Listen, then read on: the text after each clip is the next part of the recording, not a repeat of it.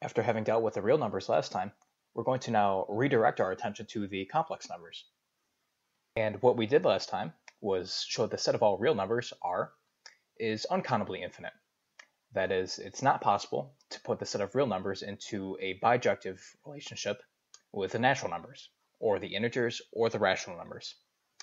And it was one of two sets that we demonstrated to be uncountable, the second set being the set of all infinite binary sequences. And to summarize what we've observed in the past, say, 4 or 5 videos, in terms of classifying some infinite sets, we have the category of countably infinite sets. That is, these are the sets we can put into one-to-one correspondence with the natural numbers. In the trivial case, we have that the natural numbers were countably infinite. There's no deep reason why this is true. This is really true just by definition.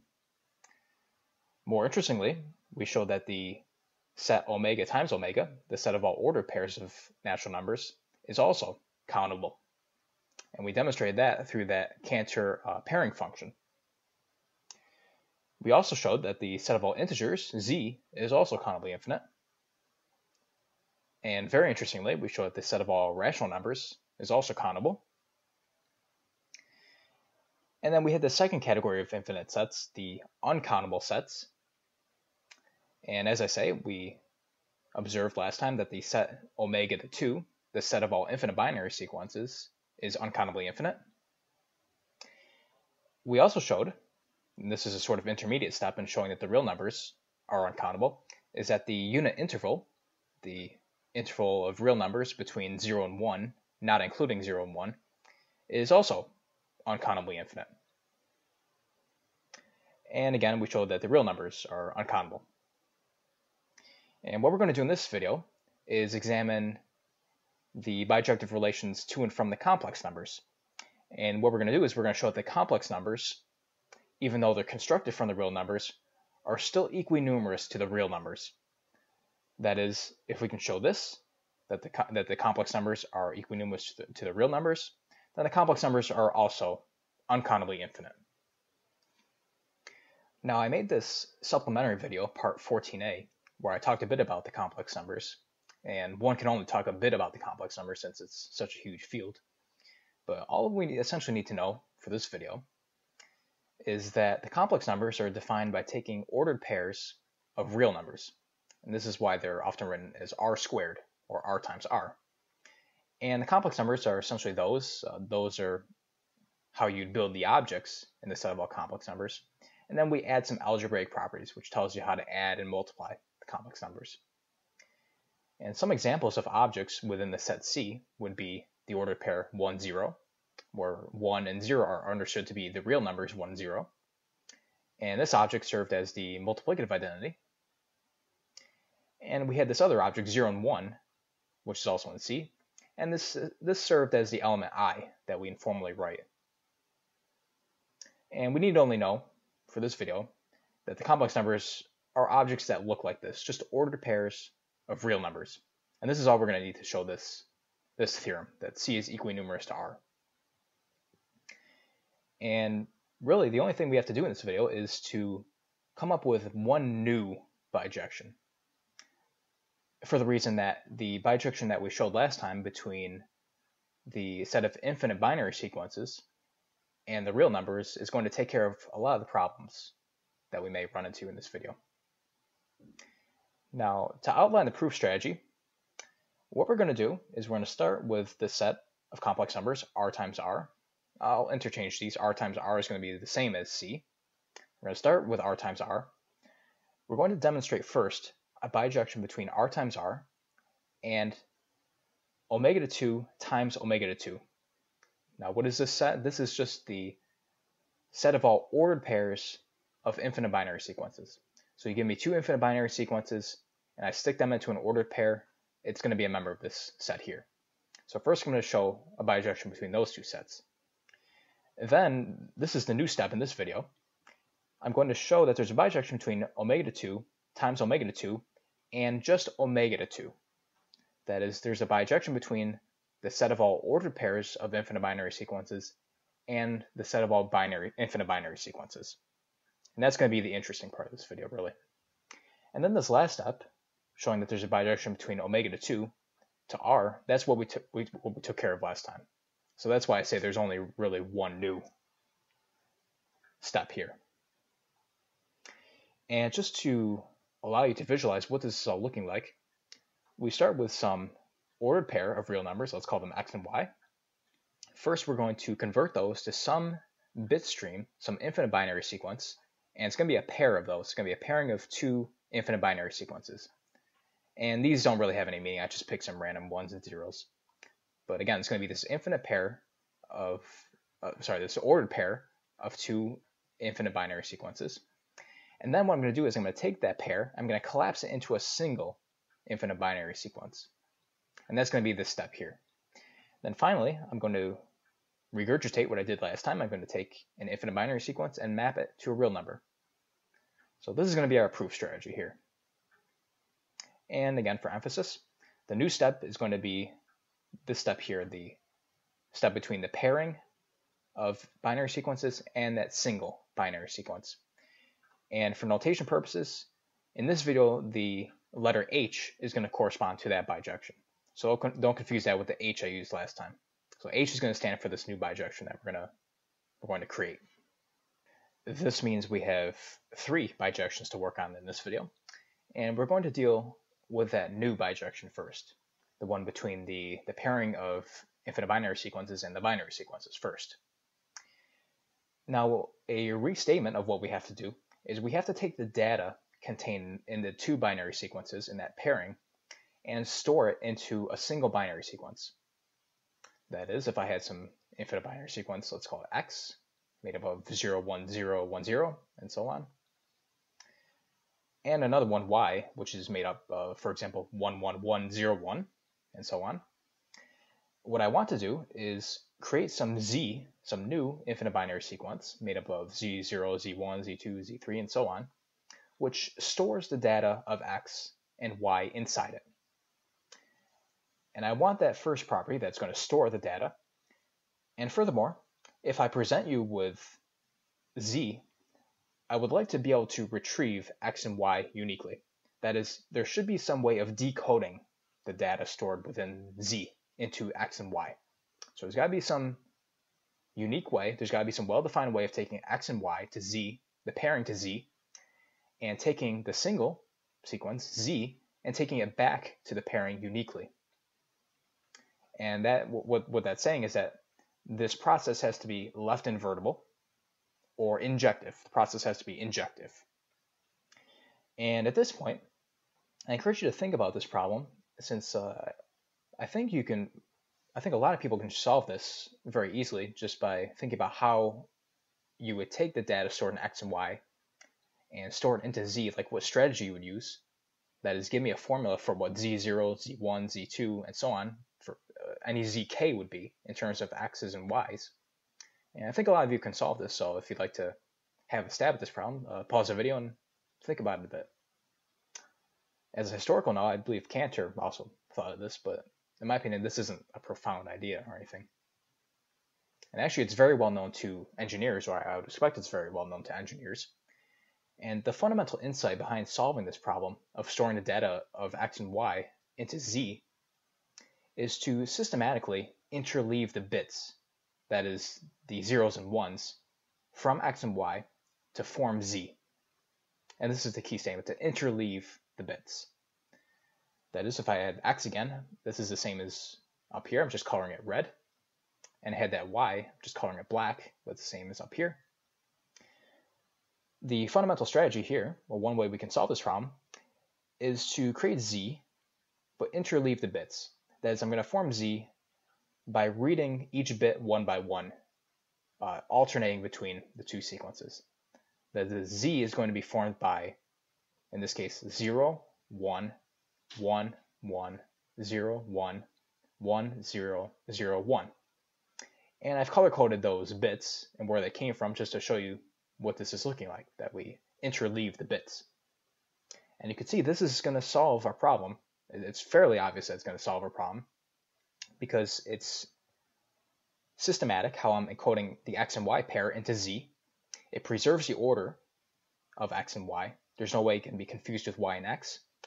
And furthermore, if I present you with z, you can retrieve x and y for me. If I present you with just 0, 1, 1, 1, 0, 1, 1, 0, 0, 1, you can tell me what x and y are if I told you that we're using this encoding algorithm. And you just do that by reading off every other bit. So by reading off every other bit, I know that x is 0, 1, 0, 1, 0. And by starting at that next position and reading off every other bit from that, I have 1, 1, 1, 0, 1 for y. And I'll emphasize why it is obvious that this strategy is going to take care of our problem, just using the terminology of surjection and injection. It should be obvious why this strategy is surjective, that is, taking a pairing to a single bit stream is surjective, because if I present you with any bit stream, if I present you with any z, you can tell me some x and y ordered pair that got mapped to z. That is, every element in the range has a corresponding element that maps to it in the domain. And that proves that it's surjective, that any infinite bit stream can be decomposed into two bit streams. And furthermore, that the retrieval process, the process of going from z to the single binary sequence to the pairing, is unique. It's injective. And there's no way that you can go back. There's no way that you can decompose it into two bit streams. In other words, there's no way that a pairing of binary sequences, that two different ordered pairs get mapped to the same infinite binary sequence. Again, there are lots of ways to think of injective. I like to think of it as left invertible. You might think of the typical way of no two domain elements get mapped to the same range value. To be rigorous about what we're doing here, let's introduce all the formalism, all of the symbols. Now, what we're going to do is, suppose we have some ordered pair of infinite binary sequences. Let's call them x and y, as we have been doing. X is going to be given by some bit stream, what I call bit stream, and it's going to be made up of x0, x1, x2, x3, x4, and so on. And y is going to be similarly labeled y0, y1, y2, y3, and so on. So just any two infinite binary sequences placed into an ordered pair. And we're going to define that bijection h, which is going to take that pairing to the single bit stream. And I'm going to use this notation. Z is going to be h, it's going to be output. It's going to be a thing that gets mapped to by the ordered pair x and y. As z0, z1, z2, z3, z4, and so on. As the following. And this is just what I'm doing before. I'm going to create this new z by interleaving the bits.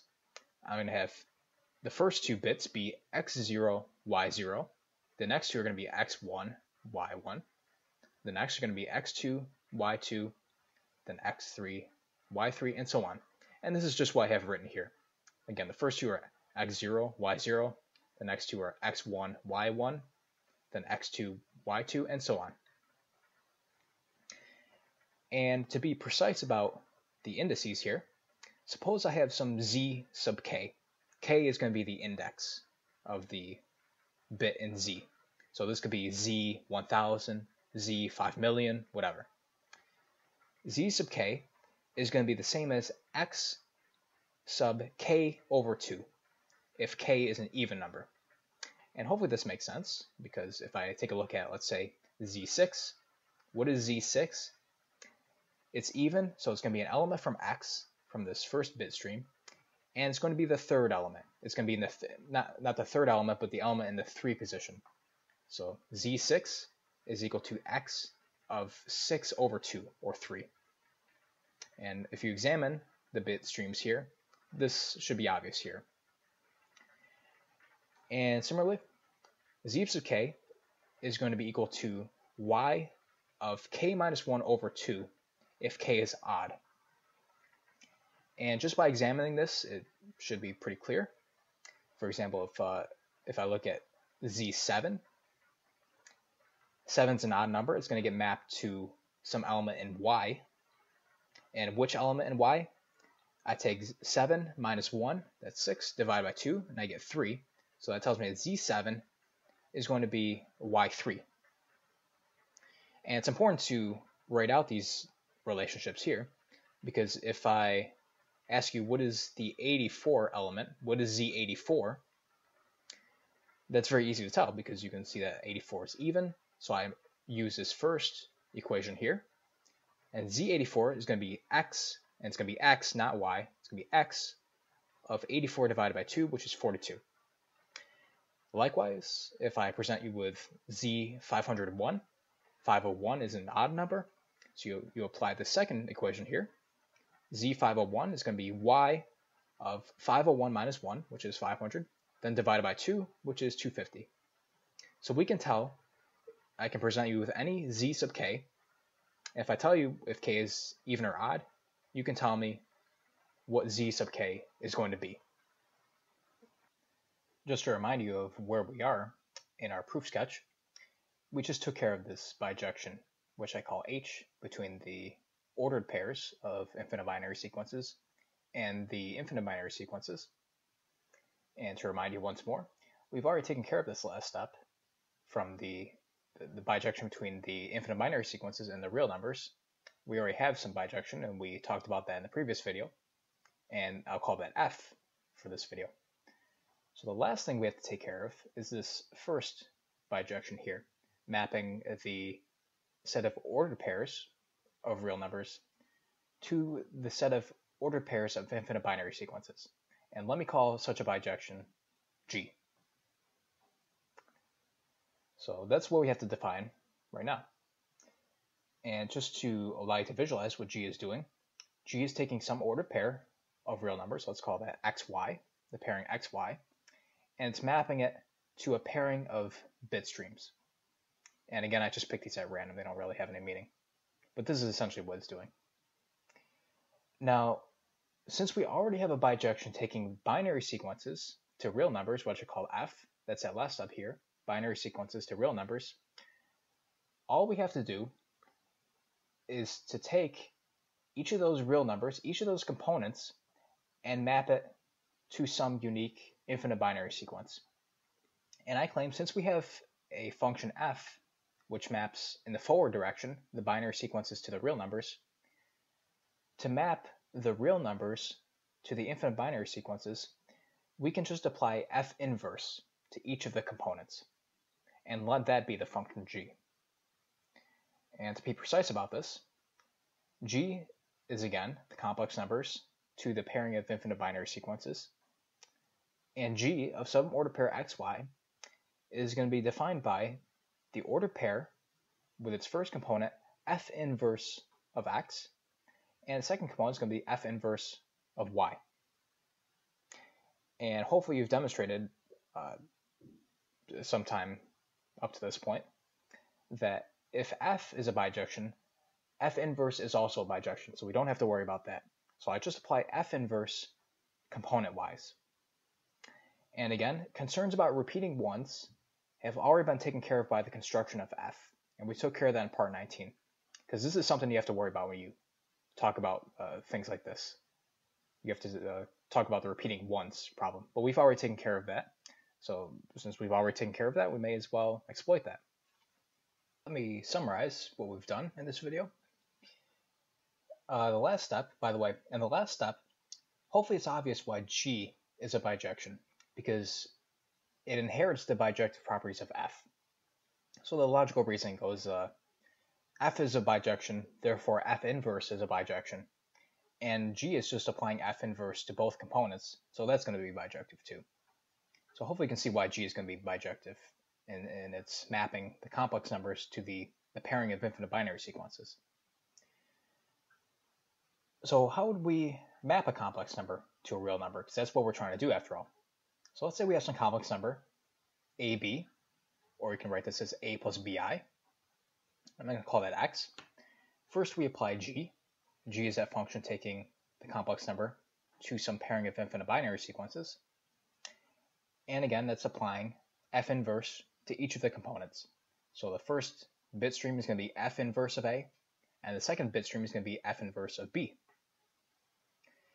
Secondly, I apply H, and H is going to collapse those binary sequences, the pairing of binary sequences, into a single binary sequence. Let me call it C, and I will notate C by h of g of x.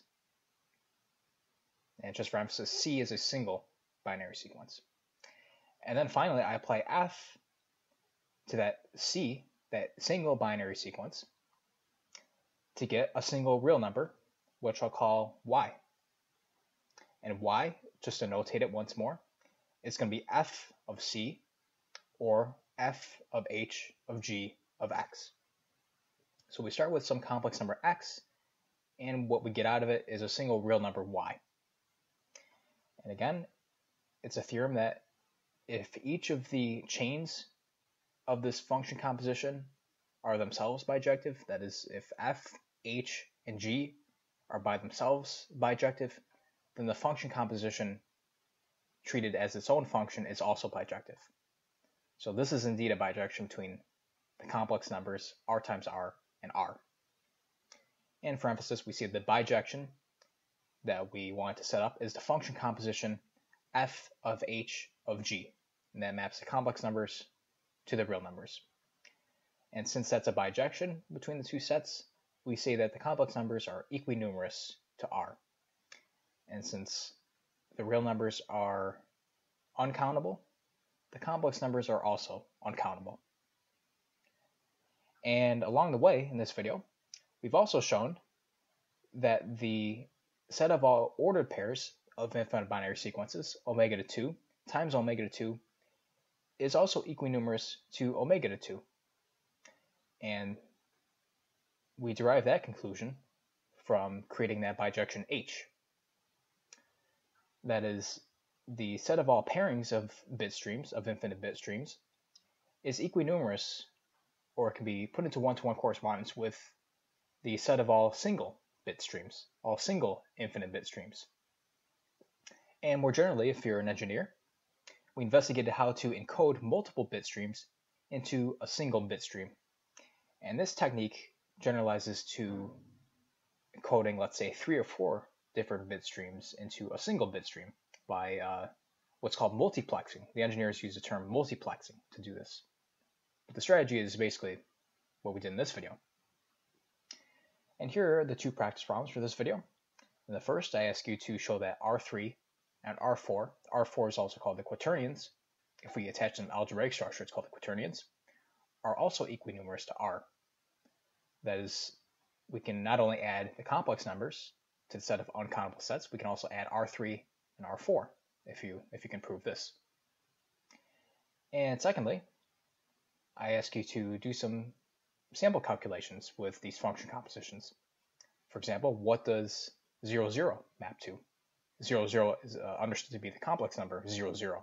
What does that map to? What real number does that map to? And relatedly, what does the complex number 0.1, 0.1 or 0.1 plus 0.1i map to? Which real numbers does that map to? And this is a pretty interesting question, I think, if you want to investigate some continuity aspects of this bijection. And that'll wrap it up for this video. Thanks for watching, and if you enjoyed the video, feel free to like the video and subscribe, and stay tuned for more videos.